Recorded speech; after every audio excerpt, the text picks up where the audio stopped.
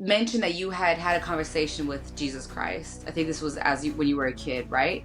Can you talk a little bit about that? Yeah, I'd be happy to talk about that. So it was before I met. Okay. You mentioned ringing in the ears. For me, when I get the ringing in my ear, I sort of stop to think, okay. A lot of people are lost. A lot of people are confused. How do people tap into their spirit guides?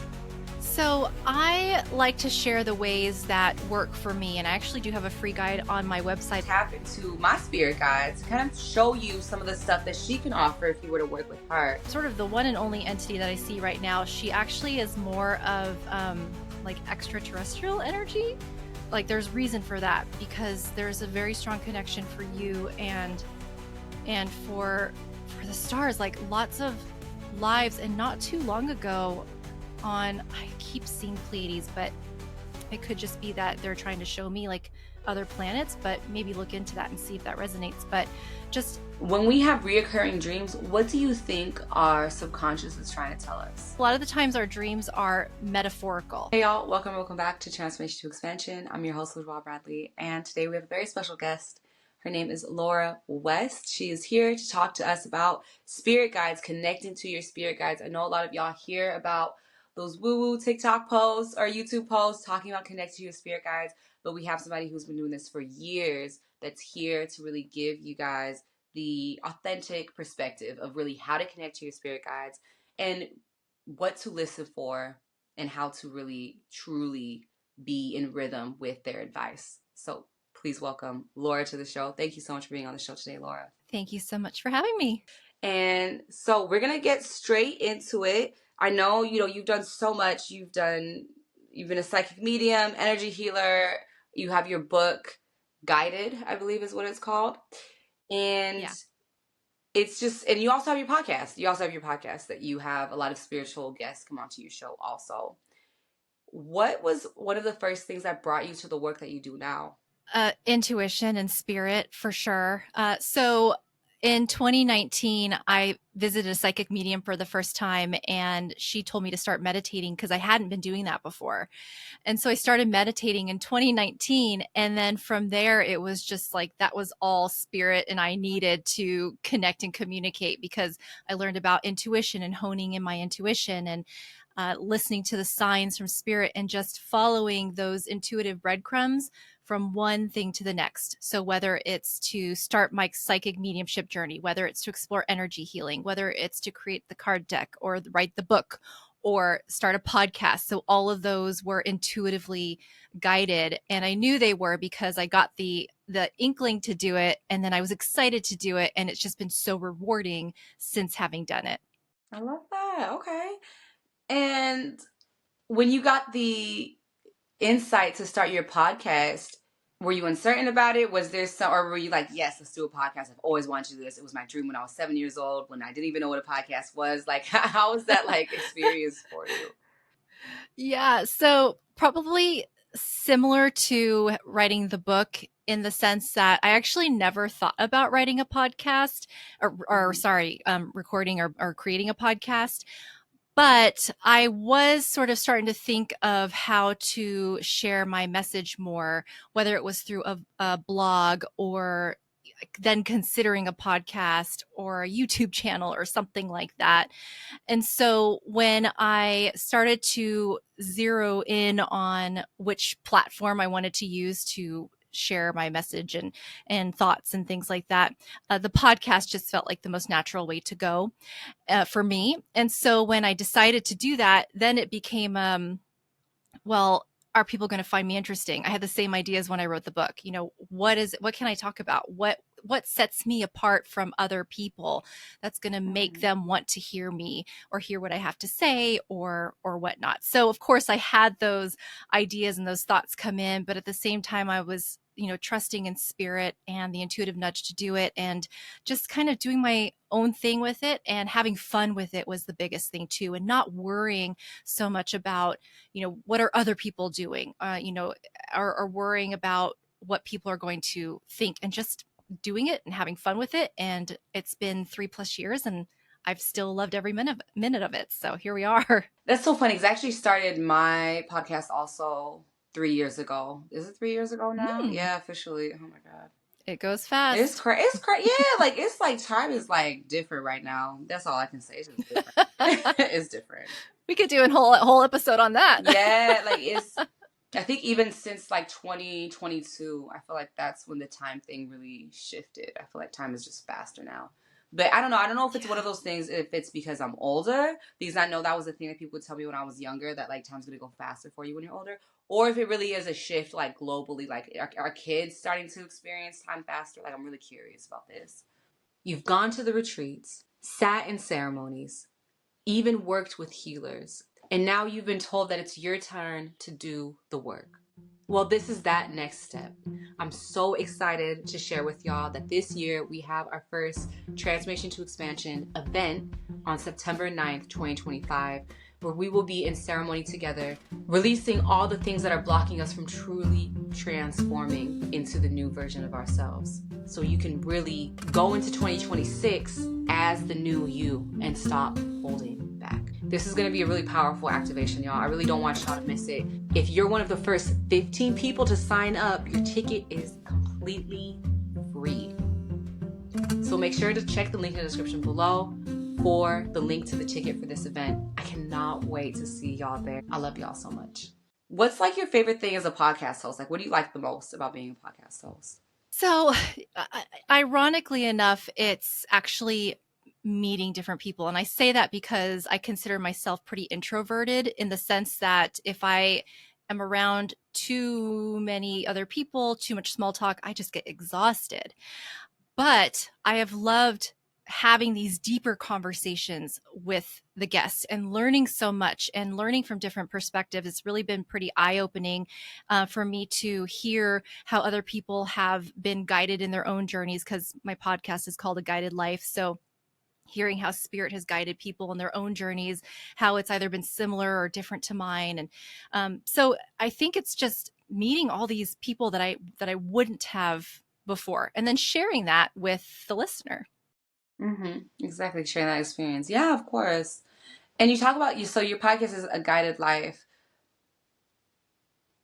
What was your journey into, especially into like being a psychic and connecting with your spirit guides? What was your journey into being open to that experience? Because a lot of people, they don't just, I mean, I have met some people who have started off like, they're open, they're awake, they're around the right people to encourage that. There's other people who have hidden it. What was kind of your journey to that awakening, you would say? Yeah, great question. So I say that I've had two awakenings. The second one was in 2019 when I started meditating, and then everything just went super fast with the mediumship and everything. But before that, I would say I had spiritual awakening number one back in the late 90s when I was a teenager, actually. And I was fortunate that I grew up in a household that was very open-minded. So I grew up in a Jewish and Christian household. My mom's Korean, my dad is Caucasian. And even though we would go to church or we would go to synagogue, they were still very much open to me exploring what felt right for me. So I was very grateful for that, because as I explored, I was able to share with them what I found, what I learned about spirituality and everything like that. So I was fortunate in the sense that I was given a very safe environment to be able to do that exploring and what felt right spiritually. So I think because of that, when I first learned about spirit guides through Sylvia Browne in one of her books back in the late 90s, I was like hooked from that point on. I didn't even know we had spirit guides. And so she, in one of her books, said you can ask them to visit you in your dreams. And so I did that. And about a couple weeks later, I met my spirit guide, Jason, who I consider my quote unquote main guide, who's just been with me through it all since I started as a soul and through my life, all my lifetimes.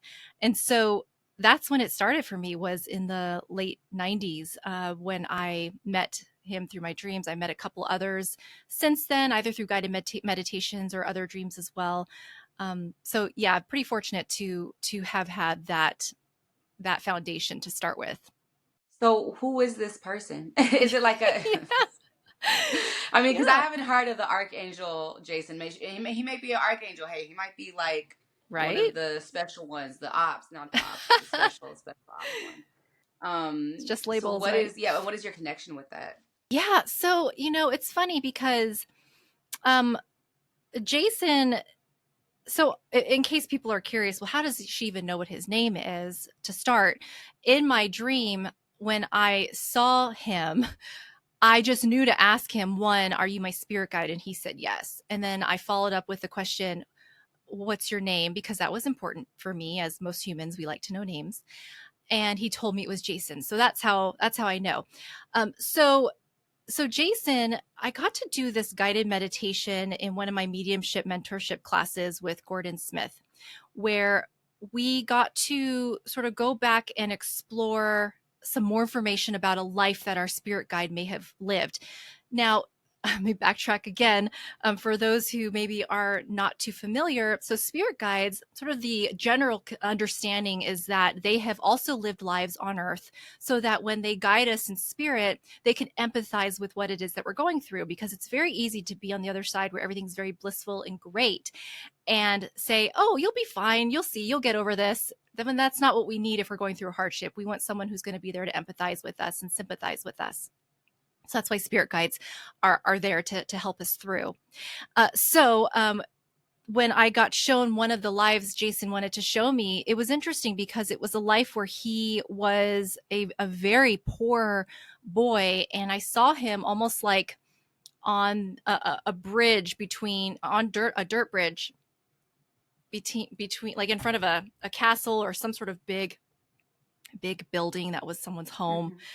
And he was trying to take apples from this cart, and he got in trouble for stealing apples, but it's because he was hungry, is so poor. So he's not for me, he it didn't really seem to have any sort of major significance as far as the life that he showed. Why he showed me that life, who knows? Maybe it's to show that, look, I've been through hardships too. But sometimes people will say that they have like a First Nations chief or something like that, or like a Mm-hmm. monk or something, and that's quite possible. And they present to us how we need, but they can also very much be just like the person next door, who didn't really have any sort of historical significance and not be in the historical books, but they are still a soul that lived, and so they have that great power as far as the empathy and the experience. So that's what I learned about Jason in a glimpse, and I'm sure he's had many lives as well that I haven't been shown yet. But it's his sense of humor that works very well with me, and the way that he understands how to work with me, whether it's through my mediumship, whether it's through doing interviews like this, and knowing that he's here and helping me through all of my spiritual stuff, and whether it's coordinating my other guides and making sure that everything's, I guess, running smoothly, really. But yeah, that's what I've learned about him so far. Well, a lot of people are looking for guidance right now. A lot of people are looking for Sure. guidance. There's crazy stuff going on all around the world. And, everybody has different theories about why. But at the end of the day, a lot of people are lost. A lot of people are confused. How do people tap into their spirit guides? So I like to share the ways that work for me. And I actually do have a free guide on my website if anybody is interested as well, on laurawest.net. But I like to share the 3 ways that work for me. So one I shared already was asking them to visit you in your dreams, because I think it's nice to be able to build a relationship with them at the pace that's comfortable for you as the human, because they're ready to jump in whenever, but they'll go at the pace that you're comfortable with. And so whether it's wanting to just meet them for the first time or actually just dive right in and start working together, everybody's different. So there's no wrong answer as far as that goes. So asking to have them, meet you in your dream is a great way. Guided meditations are really great too, especially those that are geared towards meeting your spirit guides or your guardian angel, however you want to call it. It's fine. And then also, I like to share about channel or download writing as well as a great way to communicate, if you're at that level or comfortable enough to do that, just by asking a question or just putting pen to paper and just start writing what comes with the intention set that you're connecting with your loving guides or entities from your loving soul team. And then just start writing what comes, and then you can analyze and read it later. So that's nice too, because then you actually have it in writing. So those are some ways that you can start to connect with your guides. And then building that communication is just a way that it's very personal for each individual and their guides. So start listening to the intuitive nudges, or ask for, what your guide's sign will be for you. Sometimes if you start to hear like a ringing in your ear, for instance, maybe stop to think, okay, well, what was I just thinking about at that moment? And was that sort of confirmation or validation for what I was thinking about? So it's just starting to learn what that language is between you and your guide. And it just takes some time, but I really think that honing in on your intuition, whether it's through meditating, whether it's through driving, you notice you get downloads, taking showers, you notice you get downloads, any sort of task that puts your brain in that zone, whether it's writing, crafting, drawing, dancing, whatever it is, getting you into that zone in your mind frame, that's a good way to start to open up that pathway of communication with your guides and other loving entities on the other side. Okay. You mentioned ringing in the ears. A lot of people, I've talked about this to so many people. Everybody has a different answer for this. What is your explanation for that? Because that was something that I've experienced probably since 2017. And now, it happens a couple of times a day. It's normal, but it's like, is there a meaning behind it? Does it depend on the person? To you, what does that mean when you hear ringing in the ears? Yeah. And this is separate from a medical condition, like known as tinnitus. Right. So this would be something that would occur more on a spiritual level. So I've heard different things as well. For me, when I get the ringing in my ear, I sort of stop to think, okay, what was I just thinking about? For some people, it depends on which ear they get the ringing. I had one guest on, and she shared that if it was like in the left ear, it was a yes or no, and then the other ear was yes or no. It just depended on her. But so it again, like learning the communication will help. So how can you start to learn the communication? Well, if you get that ringing in the ear, stop and think, okay, what am I doing right now? What was I just thinking? And then you'll just have to start to see if there's a pattern. And then that's how you'll know what it means for you, because it can mean different things for different people. You had mentioned that you had had a conversation with Jesus Christ. I think this was when you were a kid, right? Can you talk a little bit about that? What was that like? And this was via a dream, correct? Yes, correct. Yeah, and we all know, I think this is like a universal thing, no matter what religion you are in. God talks to us through dreams. I think there's no religion that will negate that. Literally. I don't think there's, not that I can think of at least. So.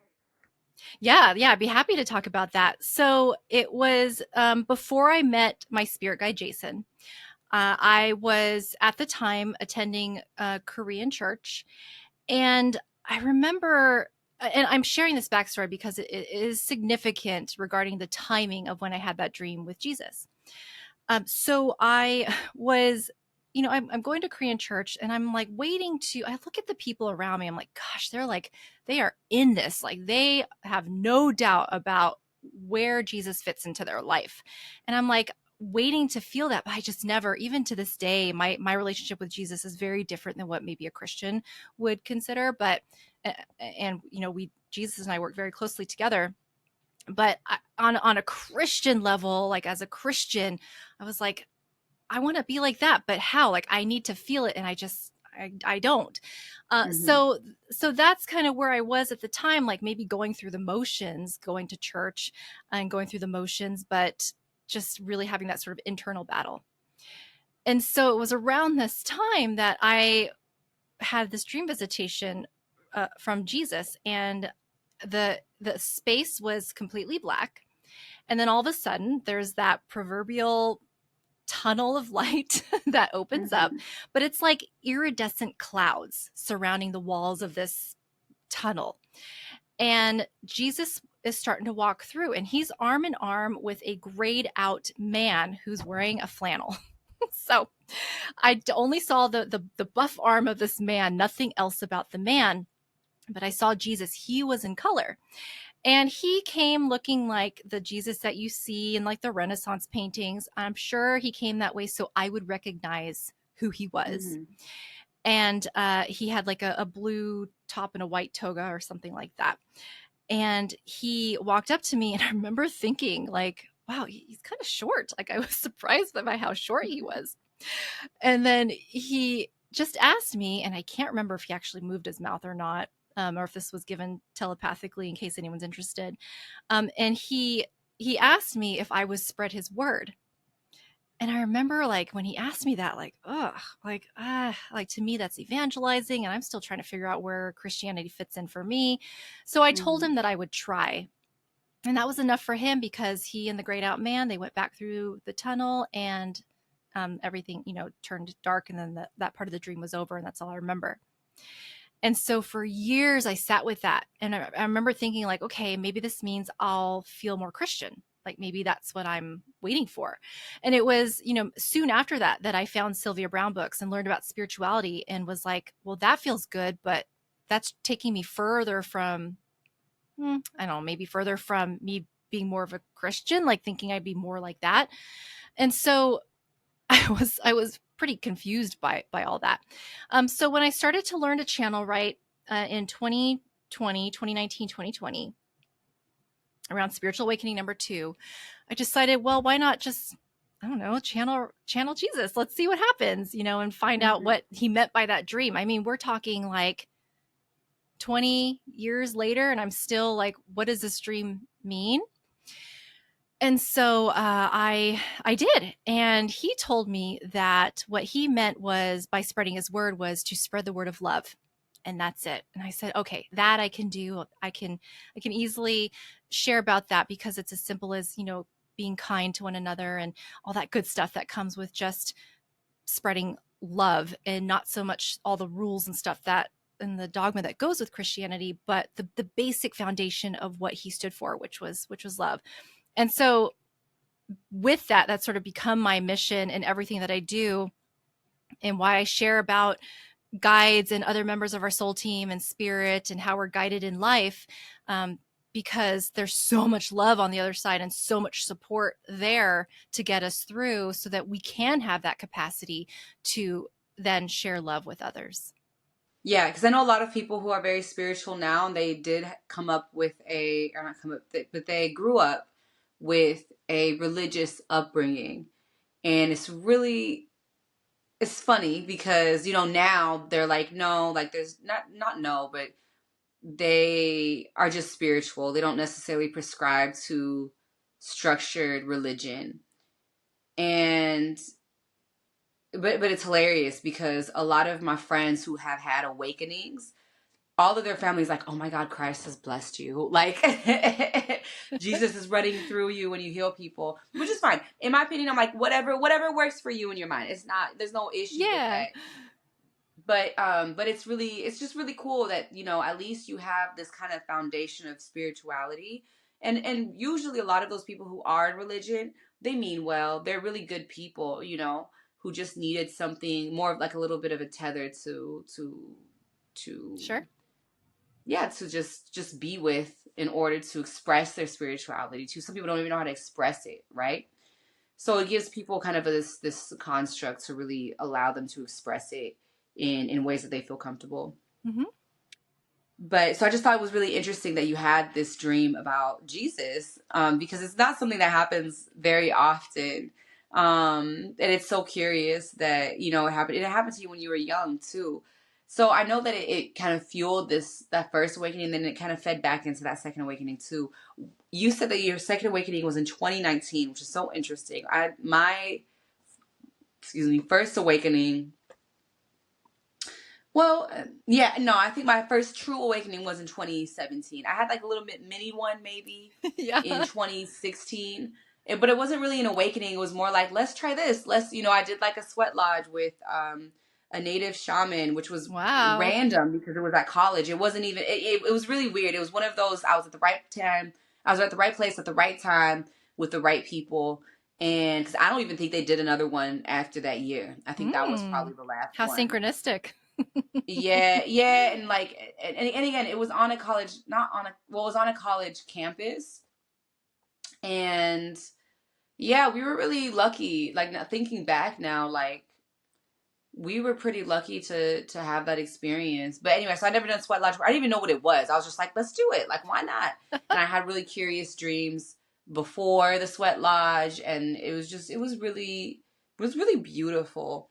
Anyway, so but again, just the college campus wasn't a very spiritual campus either. It was, this wasn't Vermont, like, so it wasn't. That's not like, the context is very like, this is kind of like serendipitous, like kind of really out of place, but. So I had like a tease of like awakening in 2016, 2015, 2016. I'm learning more about spirituality, learning more about like ontology too. So just the study of different beliefs. Mm. But I wasn't super like the visions that I had when I was a kid were coming back online. So that didn't happen for me until like 2017. And it was very interesting. And then I just, I was really into manifestation. I was really into tarot and astrology. And so even that was a journey itself. But you said your second awakening was in 2019. So what happened in 2019? It's such a curious time too, because it's the year before COVID also, where I feel like a lot of us, at least for me in 2019, I was very much in my healing journey. That's when I really started my healing journey, was 2019. So hey y'all, did your vibration get a serious boost from this week's podcast? I know mine did. And I'm willing to bet there's a whole community that also feels the same way. Wait, actually, there is a whole community. That's right, on Facebook, we now have the Transformation to Expansion community, where we actually have weekly discussions about the podcast episodes, and we even try out the freebies all together as a community to help us stay accountable. So definitely go ahead and check that out. The link is in the description below, and I'll see y'all there. Peace. Isn't that interesting how it seems like a lot of us were prepped for 2020 to have that quiet time of introspection and growth. So in 2019, I had an incident happen at work, actually, where my intuition told me not to do something and I did it anyways, and it got me into some trouble. And so because of that incident, I was like, how do I learn to hone in on my intuition? And at the time, I thought that meant so that I can listen to it when I'm not supposed to do something. Like, that's what I thought intuition was. It kept you from doing something wrong or bad or making the wrong turn. And so my good friend at the time was telling me how she went and saw the psychic and it was really cool and I should go check her out, and she was close by. So I did. And the psychic told me I asked her, I was, how do I start honing in on my intuition? Thinking it was to learn when not to do something. And she said, well, start meditating. And so I started meditating, and I quickly learned that intuition was more than just the hunch of when not to do something. It was so much more than that. Intuition was when to do anything and when not to do anything. It's communication from spirit. It's, getting interventions that way and through these intuitive nudges. And so that's what started me on the journey of when in 2020 things really started to take off. Early 2020, when I started to dabble in like the energy healing and then the psychic mediumship and everything like that. So that's really what started it. Meditation was huge reason for it. Oh, well, okay. And so, that's so interesting. A lot of people try to get into meditation, and it's not really a straight journey. And even for me, I first did meditation in college. It was Zen Buddhist practices. So basically, you sit down, don't move. Literally, there was one part during the meditation, the head monk, she was just like, if your nose is running, let it run. Oh God, I'd be so uncomfortable. Just to put things into context. Yeah. So that was my introduction to meditation. But it was very curious because even though, I had this one experience, I still felt the benefits of it. And in the back of my mind, I had this calling that was like, one day we're going to spend a couple of years in the monastery. And I just, yeah, and actually I still to this day haven't spent a couple of years in a monastery. I know I will someday. I tell myself, like, if I don't do it by the time I'm 80, I'll definitely do it at 80, you know, like it'll, Give yourself I a want to live my limit. I life, like it. like, Yeah. yeah, I feel like I want to live my life. But so a friend of mine, she was a devout, like, Zen Buddhist at the time. So I went to a couple of them with her, and then that was kind of it. I would try to meditate on my own. It wasn't happening. I was like, you know what? This must not be for me. And then I kind of changed my perspective on it a couple of years later, and I started doing like 5-minute meditations. And then when I became consistent with that, and sometimes those 5 minutes would be like 1-minute meditations. But anyway, when I became consistent with it, that's when I started to up, my meditation time. And even today, like, I remember last year I was doing 45-minute sessions every morning. Wow. Wow. And yeah, well, yeah, with some exceptions, right? Like if there was like a lot of plans on Saturday, then it would be a 15-minute. And then this year, it's like, not I think, but sometimes I can do the 45 minutes, but it's not as consistent as last year. So that's the other thing. Like, I've like acknowledged that my relationship to meditation is not straightforward. It's just not straightforward. So for me, I'm very curious, like, was it just a natural thing for you to just go into meditation? Did you find any obstacles that you had to get over in order to really, commit to that? Yeah. So I found I'm realistic, and I know that if something is not, I guess, going to conveniently fit into my life, I won't stick with it. So I was very excited to know that there were just 3-minute meditations, 5-minute meditations, 10-minute meditations out there. What really helped me was guided meditations. And I still love guided meditations because they give my brain something to do, which is nice, something to Mm-hmm. focus on. And say, your brain's starting to drift, but the voice in the meditation is going to say, if you feel like your thoughts are coming in, just let them go. And it just kind of reminds you to bring you back, focus on your breathing or whatever. So I really like guided meditations for that reason. So I find that those have been really helpful, even in my whole journey of mediumship and everything like that. And just having the freedom to do those really short meditations versus longer ones. I don't think I've gone any longer than 30 or 45 minutes, and that's very rare, because it doesn't appeal to me. So I definitely stick with the shorter ones. And what really helped me too was creating some sort of routine with it. So right now I work from home, but before, when I started meditating, I was still working at one of the local clinics. I'm a registered nurse, so I worked in one of the outpatient clinics, and I would go to work a little bit early, and then in my car I would do like the daily 10-minute calm app Mm. meditations, and just whatever was up to do next, I would just do that. And that was just really great because almost, I work part-time, so like 2-3 days a week I'd get my meditation in. It'd be before work. And so that was really great too, to have some sort of routine. And then again, just having the guidance through the meditation. And it worked just as well for me to connect with spirit. That wasn't my goal at first, but ultimately, when I realized what was happening, I was excited to do it because I wanted to continue with that communication.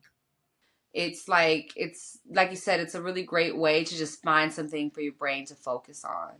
And even when I've studied meditation in Thailand, a lot of the master monks, that's the practice they teach. They want you to find an anchor for your brain to focus on. That's kind of the first level of meditation.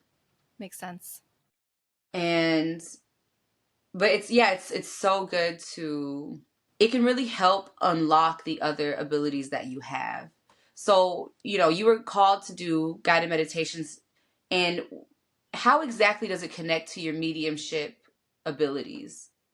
Did it help with it? Did it unlock it? Throughout my life, I was always connected to spirit, mostly through my Mm-hmm. dreams. So that was always there. And then meditation happened, and I didn't start meditating with the goal to connect to spirit.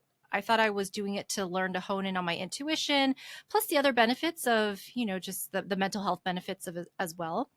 Um, but what I noticed was when I was ready to start following my intuition and listening to that and going into mediumship and even energy healing too, the practice of meditation is to, like you said, is focus on something, right? Like an anchor. Usually it's breathing or something like that, and try to not think of other things. It's a practice because it takes practice. And when you do that, you're allowing your brain to not get cluttered. And how that translates into mediumship or even energy healing is when you're in a session with a client or you're sitting there connecting to spirit on your own, your brain isn't thinking about all the stuff you have to do for your chores that day. Your brain Mm-hmm. is been trained to focus on the task at hand, which is to connect to spirit or to connect to your client and focus on them for the energy healing. So I think it's more like that, like a training of the brain to not get cluttered with a bunch of thoughts so that you can focus on spirit, especially, for me, because I will say that from the general consensus from what I hear from people and for myself as well, is that when connecting with spirit, it can be pretty subtle. So a lot of the times it just feels like if you think about what you had for lunch that day, then that's like what connecting to spirit is like. It's almost like something in your brain, like a memory, but it's not yours, that sort of thing. Mm-hmm. Or it's like reading a story in a book. It's not your memory, but you can hear the words, you can see the images for most people, in your mind. And so that could be pretty subtle. And if you're going between connecting to spirit that way, but then also thinking about something else, that shift can be very, very, again, subtle. So, it's just the training of the brain to be able to focus just really makes it that much easier. So you're not Mm-hmm. sort of all over the place. You're not having to decipher what's me, what's spirit, and that sort of thing, along with just practicing mediumship as well. But yes, meditation has just been paramount for my mediumship journey. Recently, I've come across a lot of people who, yeah, they have their mediumship abilities opening up and they don't know how to control it. And so I think it's a really important discussion to be had. If you do have your mediumship abilities opening up, or if you want them to open up, start meditating so you can have a healthier relationship with that ability that's starting to come online.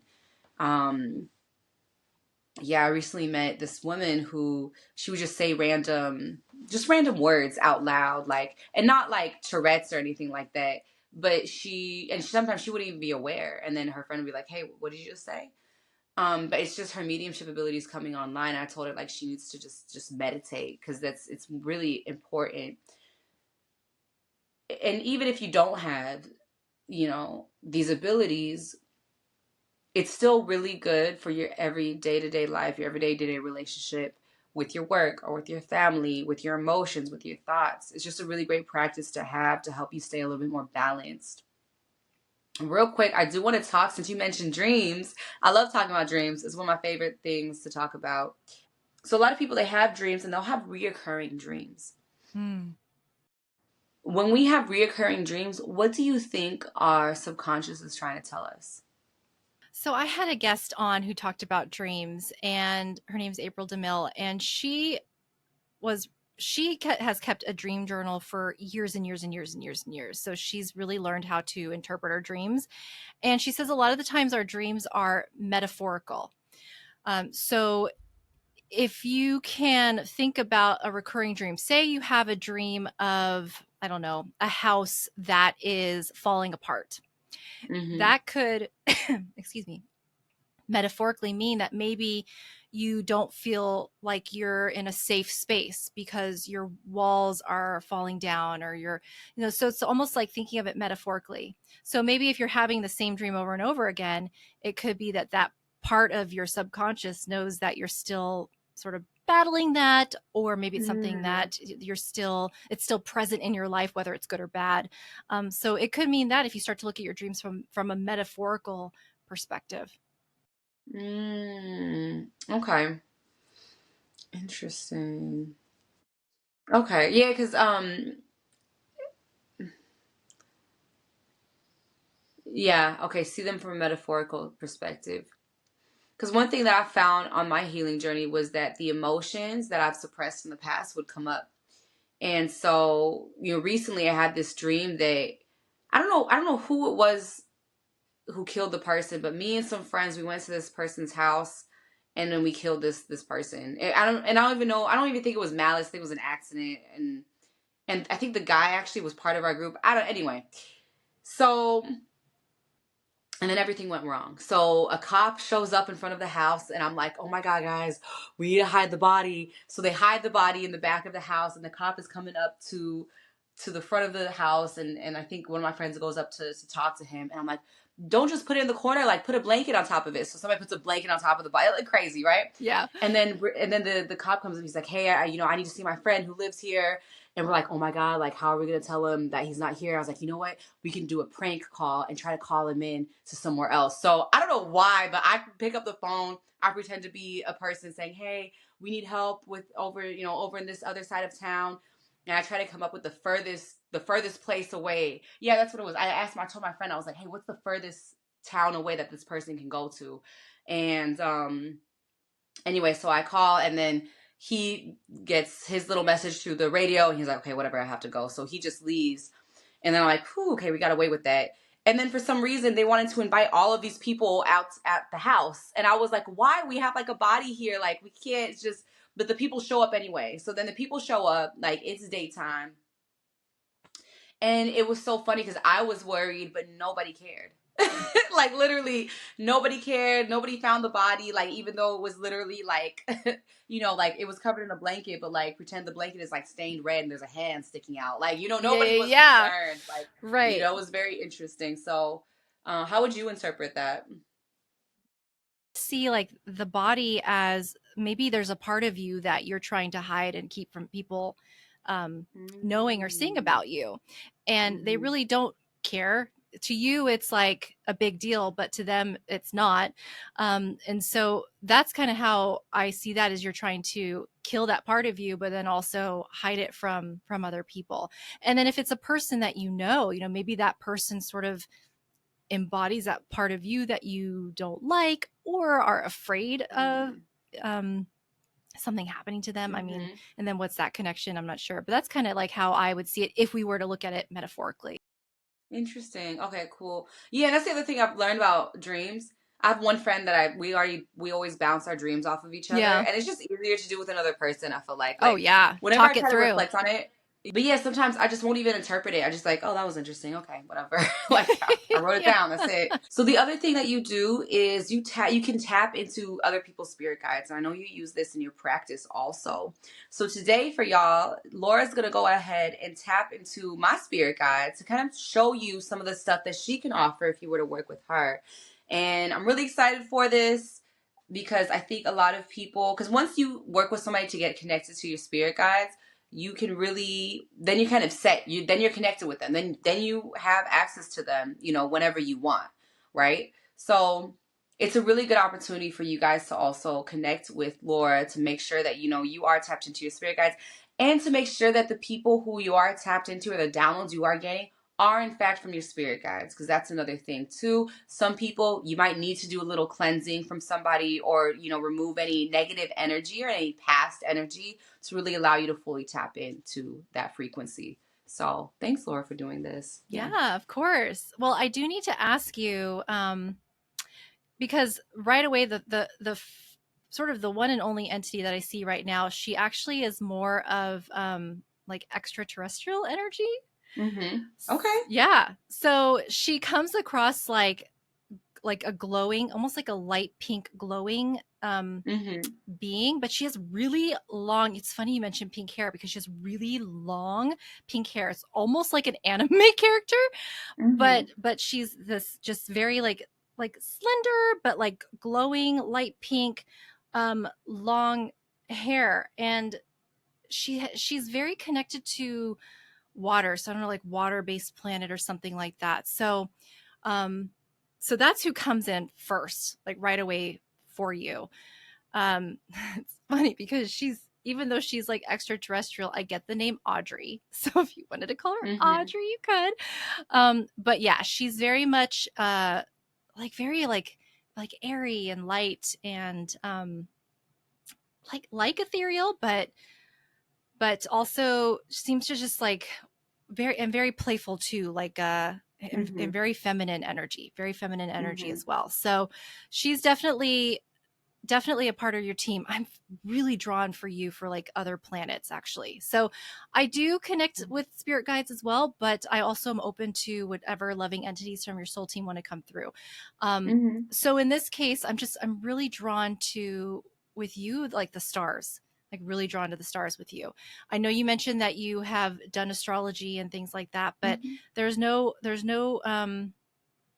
like there's reason for that, because there's a very strong connection for you and for the stars, like lots of lives. And not too long ago I keep seeing Pleiades, but it could just be that they're trying to show me like other planets, but maybe look into that and see if that resonates. But just lots of lives on other planets. And here more quote unquote recently, maybe in the last, I don't know, 100 or so lives you've been, I don't know. I don't know. Nothing's coming through as far as that goes, but it feels like more recently you've incarnated here on Earth. And it's exciting. It's an exciting time for you right now, because I feel like a lot is opening. There's a lot of soul memory for you in regards to where you come from and your mission here on Earth now. So you've come from like a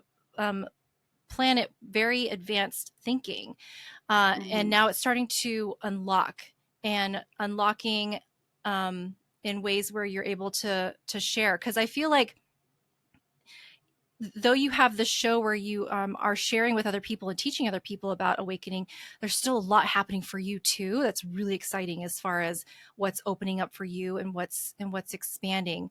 And I get the sense that there may be a little bit of impatience, like, come on, like, I want to be able to do this. I want to be able to do that with your spirituality, and your abilities. But know that that's coming. Like, all the timing is how it's meant to be. Yeah, I know. I feel like we all could like learn from that. I know now. No, yeah, it was planned. Like, I just had like, it's not gonna come for a while, but it's okay. It's because like I think I'm 31 now, but I think in my 20s especially, I was like, okay, it's gonna all pop off in my 20s. Everything's gonna happen in my 20s. It has to happen in my 20s. Because it's your 20s. You think everything's gonna be, everything's gonna pop out. This is your mentality, right?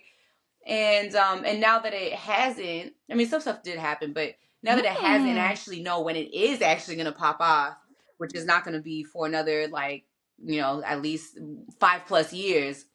I'm like, okay, it's cool. Because I think part of it is that I wanted this experience, because I know once stuff pops off, it's gonna really change a lot of things. It's gonna change my relationships. It's gonna change how the world views me, how I view, it's going to change a lot. So I'm really thankful for that time that I have. Whereas, in my 20s, I was like, I want it to happen now. Like, So have you ever felt like you're meant for more? You're here for a reason. Something inside of you knows that there's more. There's more purpose. There's more connection. There's more fulfillment. There's more love to be enjoyed in this life. What if all of that was here right now? Your life easier to navigate, your dreams easier to manifest. You can live in a life of ease, even in these uncertain times with Pluto being in Aquarius. Your community of expansion is right here at your fingertips. From the moment you enter, you feel the sense of release and comfort. No more wondering if all those downloads you got as a kid were just random thoughts. No more wondering that time you had telepathy, thinking that it was just a fluke. Be with the people you know are here for you. Join our ever-expanding community on Patreon for free. And for those of you who ask, yes, the Wellness Library is included. I love y'all so much. Let's get back to the show. Peace. Don't we all? Oh my gosh, we all have our own timelines of For sure. But yes, but it definitely is happening, because I feel like there's a lot like like the way that they show me, I don't know. I don't do you remember the movie The Matrix?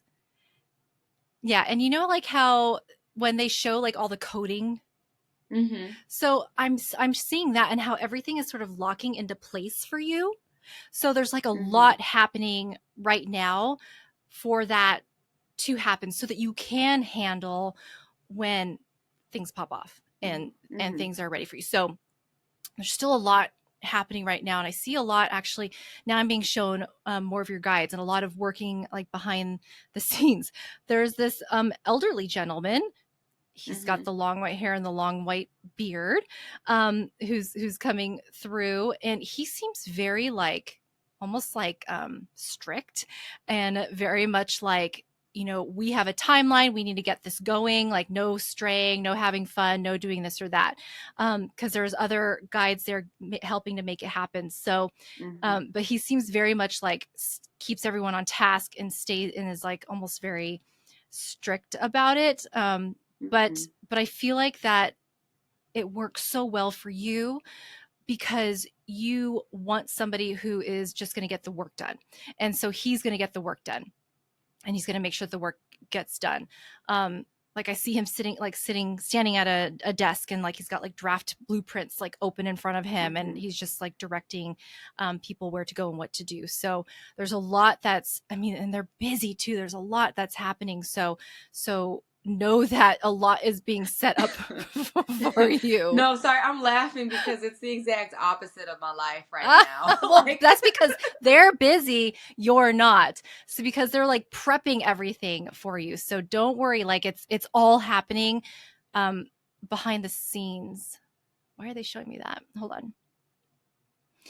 They're showing me like connect, like how we're all like connected through this like 9-dimensional web, you know, this web of how what you do affects someone else who affects someone else who can affect me, all that stuff. So like there's this trickle effect of how our choices affect other people who affect other people. It's like this web of affecting everybody, and it all trickles and touches on everybody one way or another.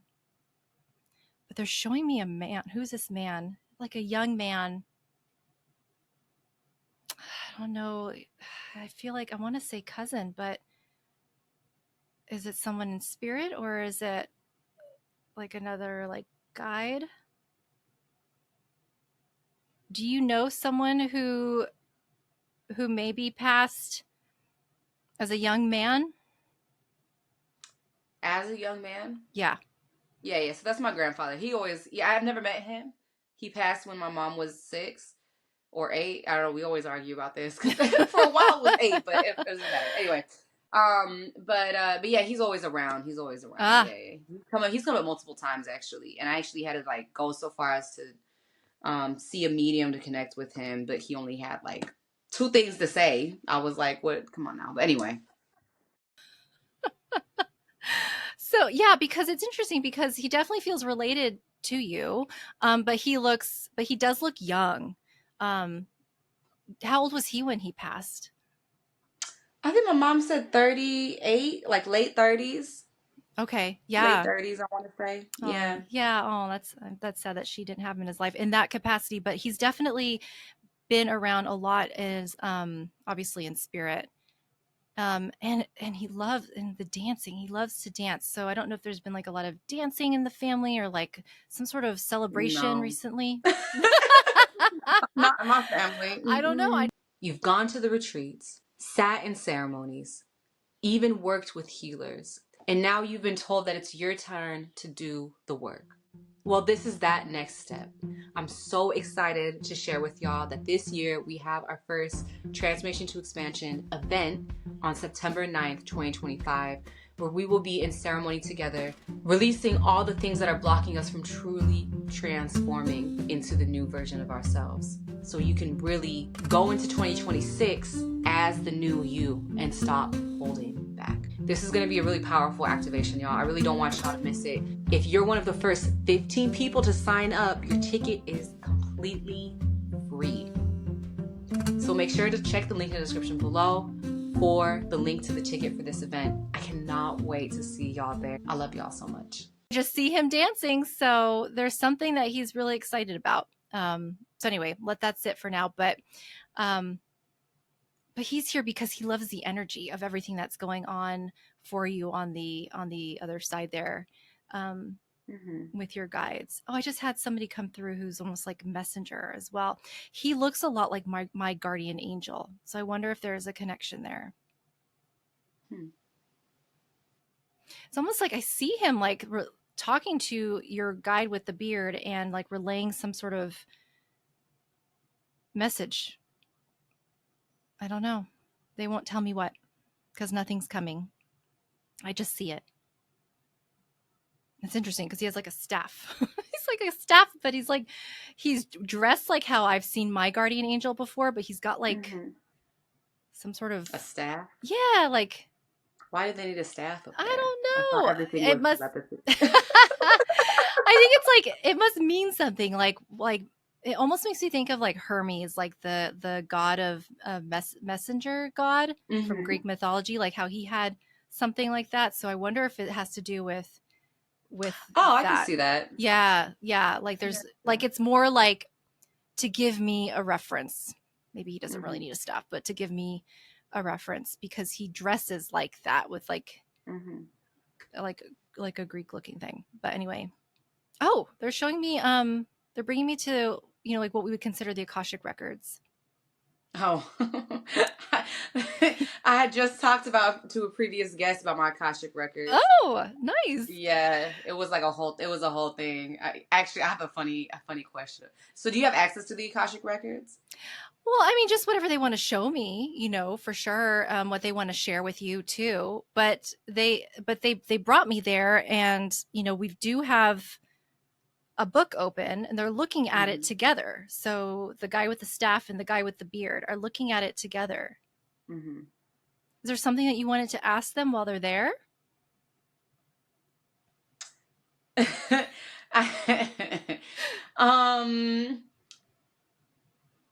there anything that I need to know? I mean, it's really like for me, because the other, I don't know if I want to talk about this.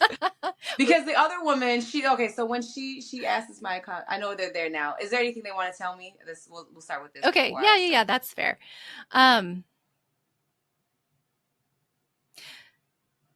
Well, I think it's important for you to know, one, that everything will fall into place. We already talked about that, but that came through again. But that the future is not set. So, and they're showing me like little decisions that you make. Because I looked up, we make like 35,000 decisions a day on average. And so every little decision that you make can change the course, whether it's a big decision or just little minor changes in the trajectory. But important for you to know that, one, don't get caught up on, oh my God, am I making the right decision or not? Because it's all going to like come together and work itself out. It almost seems like looking at this book, it's almost like, those, the maze games where you can like draw and you start at the top of the maze and you have to like find the path that leads you to the end of the maze. So it's almost like I see multiple paths to the same result. So if you find that you're being drawn to do this or to do that, maybe even at the same time, know that both will like bring you to the same result. Ultimately, the paths just will look a little bit different. Yeah. That's what my grandfather was telling me. He was like, you're going to be successful no matter what. Like, you're going to do what I truly want to do. So yeah. That's beautiful. Yeah, that's a beautiful message. So yeah, because it seems like when I'm looking at your book, like what they're looking at, what they're pointing at is that in the bottom corner, right-hand corner of the page that we're on is like, it's like a point on a map. I don't know, say it's like your house on a map. What's in between it is blank. between like the start of that map and then to the end of that map is blank. The page is blank otherwise. But what I'm getting glimpses of are different paths to your house on that map. We'll just call it your house, but it's like a point on that map. So again, different ways to get to the same destination, basically. And so that's important to know, because I feel like what's coming is maybe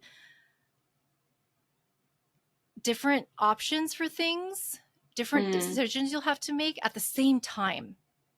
So it's going to feel a little bit overwhelming as far as which one you choose, but know that you can't really choose wrong.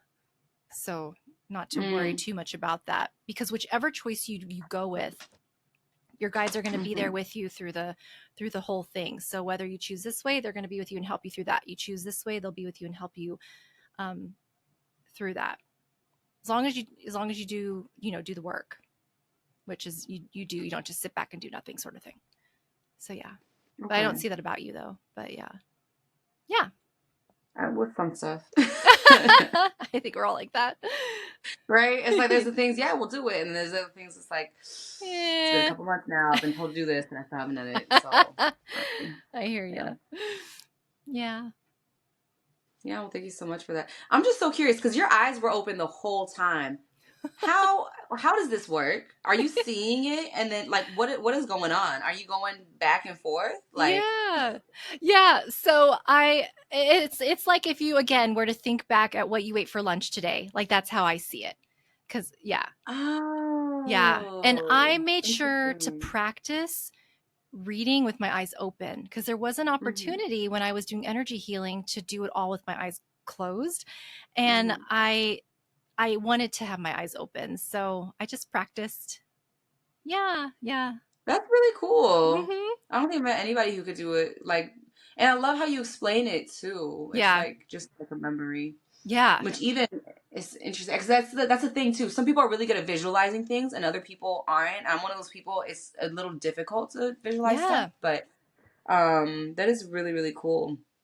But yes. So you saw a book. I think maybe that's what it was. So not yesterday, but another couple days ago, or with a previous guest, she came on the show. She opened up my Akashic records, and she was just like, "Oh my God, are you a saint?" And I was like, "What does that mean?" Like, I was like, "Is there a white light that shines on my Akashic record with like angels, like, oh, like, I don't know." Like, I was like, what does this mean?" But I think it's because she saw a book. I think maybe not everybody has a big book. I don't know. I'm low key asking you, but if you don't know, it's okay. It was your book is a big book, and I'm in the middle of your book. I'm not even at the end of your book. So there's definitely a lot more to happen as far as that goes. I don't know if the size of the book matters. Size matters on some things. I don't know if it matters on Akashic record books. That's a good question. I don't know. Yeah.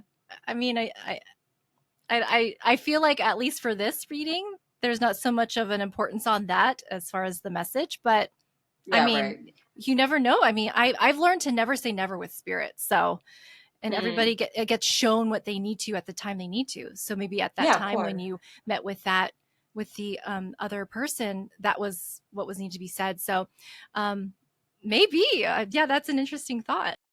No, I was just curious because her reaction was weird for me. Like, usually people just put the Akashic record, and it's like, oh, okay. But she was like surprised. I'm like, what is it about? Like, I don't know, because I'm not, again, the visualization part is not online yet. Sure. Yeah.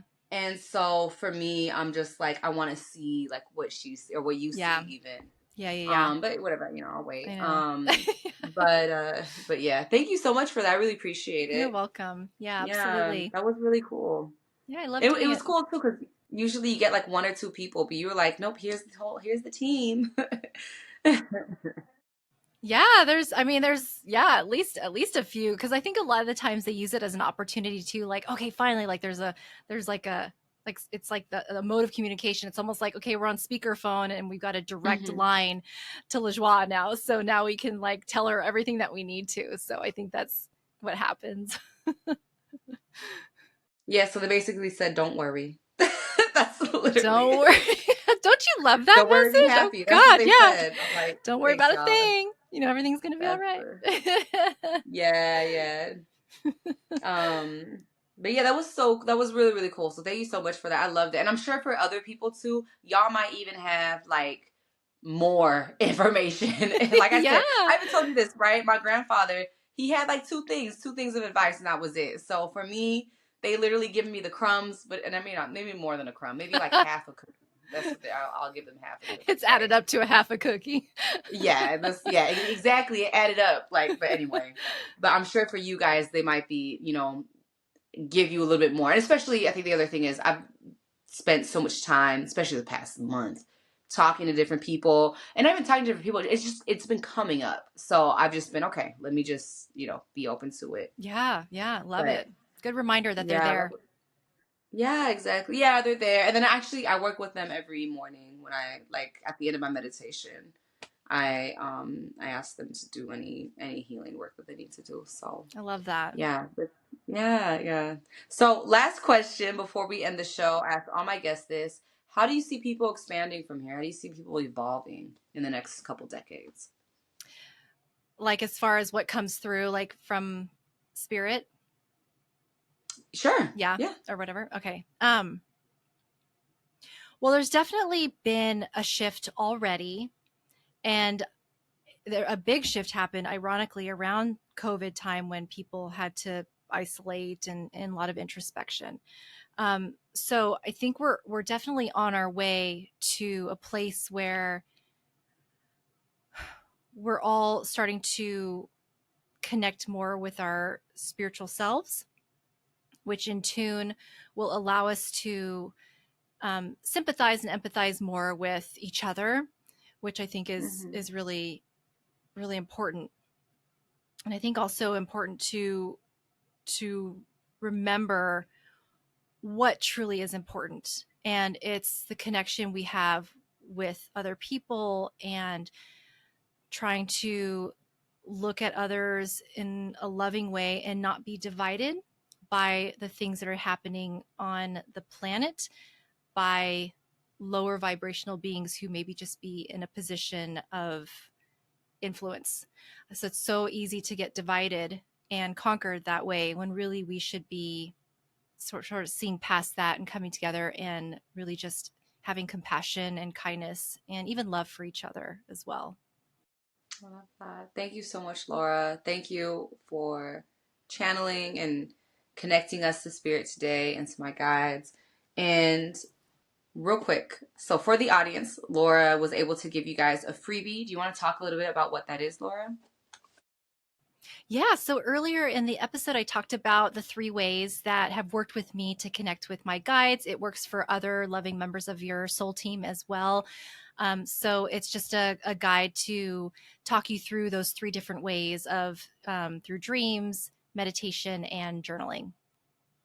Perfect. Okay, cool. Thank you. So make sure to check that out. Link is in the description below.